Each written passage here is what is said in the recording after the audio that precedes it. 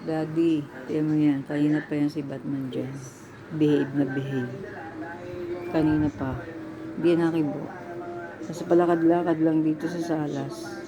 Tapos pumunta sa kwarto kay Lores, tumabi sa kama. Tapos bumaba. Tapos lumakad uli. Yan, umakyat dyan. Kanina pa yan. Hindi nakibo ka, behave. Baka gawa ng damit. Hindi makakilos. Inaantok na. Tulog na siya, oh. Kanina pa yan dyan, di. Tulog na yata. Behave na behave, eh. Tapos kayo nasa ilalim ng lamesa. Nakaungkot lang dun.